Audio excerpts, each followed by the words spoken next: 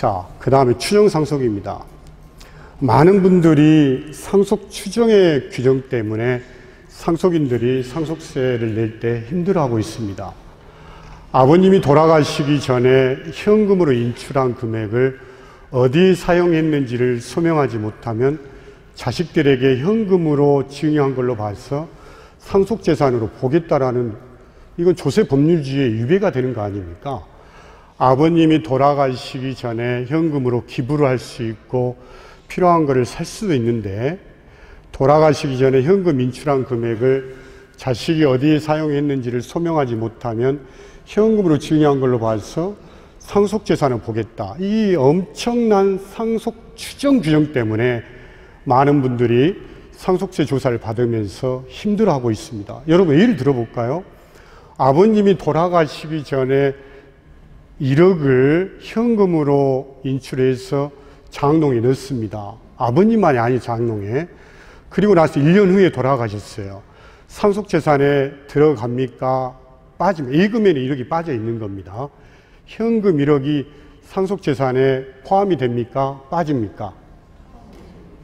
포함이 되겠죠. 근데 아버님 빼고 나서 우연찮게 2년을 건강히 사신 다음에 3년째 돌아가셨어요. 이거 상속재산에 빠집니까? 포함이 됩니까? 빠집니까? 빠진다고 하면 이게 방송을 타기 때문에 탈세가 돼버리는 거여서 빠질 가능성이 높을 수 있다. 이렇게. 높을 수 있다. 이렇게 이야기를 하겠습니다. 순식간에 타고 들어갑니다. 저 방송이 지금. 그래서 여러분, 왜 그러냐면 추정기간 때문에 그렇습니다. 추정기간에 2년 이내 입증 책임은 상속인한테 있어. 2년이 벗어나서 용도 불분명한 금액에 대한 입증 책임은 과세관청에 있다는 거예요. 여러분, 엄격한 상속 추정 규정의 이면에는 절세 전략이 기다리고 있어요. 그래서 여러분들 이런 이야기 많이 들으셨을 겁니다. 돌아가시기 2년 전에는 준비해야 된다. 근데 저는 그렇지 않습니다. 10년 전에 20년 전에 준비하셔야지 가족을 지킬 수 있는. 그래서 2년 동안의 상속 추정. 그래서 이 효과를 잠깐 보면 여러분들이 굉장히 헷갈리는 것이 직접 증여와 상속 추정입니다. 예를 들어서 여러분 실제 상속세 조사가 이루어지면 피상속인, 상속인 10년치 금융거래가 전부 다 오픈이 되도록 되어 있다. 그래서 8년 전에 1억을 이체해 줬을 때 10년치 통장이 이체된 건 직접 증여예요. 여러분 8년 전에 1억을 이체했잖아요. 이거 세금 얼마 나오겠습니까? 쫓아갔어요. 만약에 증여세를 50% 과세가 된다면 증여세 1억 곱하기 50% 5천만 원에다가요. 신고불성실 20% 납부가 매년 10%씩 붙으면 가산세가 100% 넘습니다. 1억 이체한 것 때문에 세금이 1억이 나옵니다. 여러분 이런 사례들이 너무 많아. 상속세를 조사하다 보면 꼭 8년 9년 사이에 자금 이체한 거래가 많습니다. 1, 2년을 건강히 사셨어야 되는데 8년 9년째가 오픈된 순간 가산세가 본세를 앞지르기 시작합니다. 그렇지 않습니까? 납부불성실 1년에 10.95% 좀 낮아졌습니다만은. 그 다음 두 번째, 상속 추정입니다. 1억을 8년 전에 어디에 사용했는지 파악할 수 없는 거는 과세당국이 판단합니다. 2년이 넘었기 때문에. 1년 전에는요, 상속인이 입증하지 못하면 상속재산을 추정하겠다.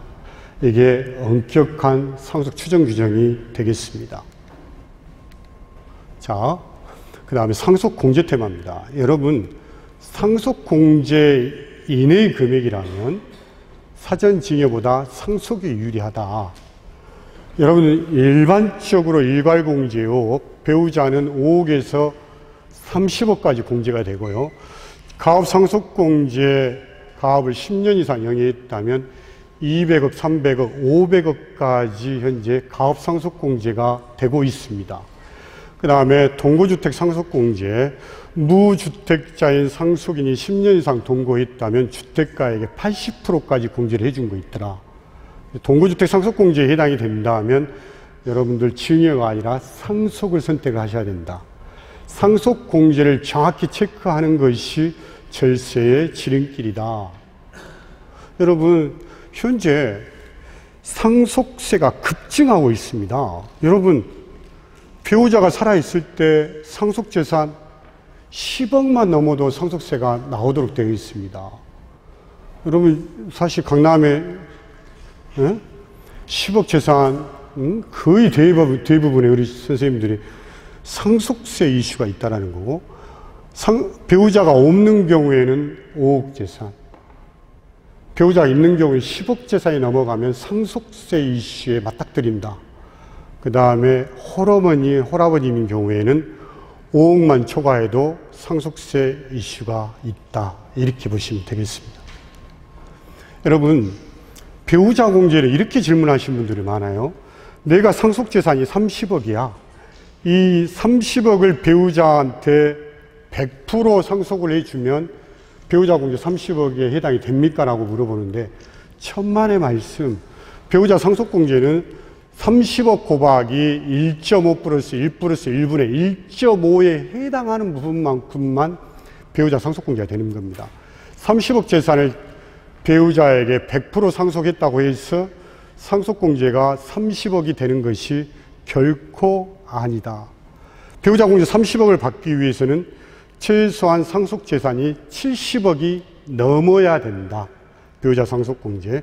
배우자 상속공제를 극대화하는 것이 절세의 지름길이 되겠습니다. 자, 가업상속공제 앞서서도 이야기했죠. 아버지 가업상속. 오늘 이 자리에도 기업을 영위하시는 우리 사장님도 많이 와 계십니다. 그래서 가업상속공제 테마 너무나 중요하다. 특히 임대업, 숙박업인 경우에는 가업상속공제에 해당이 되지 않는다. 자가건물 6축짜리 공장으로 쓰는데 그 중에 절반을 임대를 했다든가 임대 부동산이 있는 경우에 그 재산은 가업상속공제에 해당이 되지 않는다. 각별히 유념하셔야 됩니다. 가업상속공제에 해당이 되지 않는 재산이 있다. 그리고 중소중견기업 연매출 3천억 미만인 경우에 피상속인이 10년 이상 영위했을 때 200억에서 500억까지.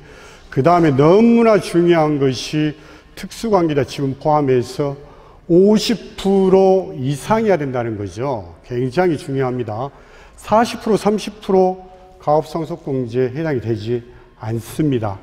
그 다음에 피상속인의 대표이사 요건뿐만 아니라 상속인 역시도 개시 전 2년 전부터 종사를 해야 된다.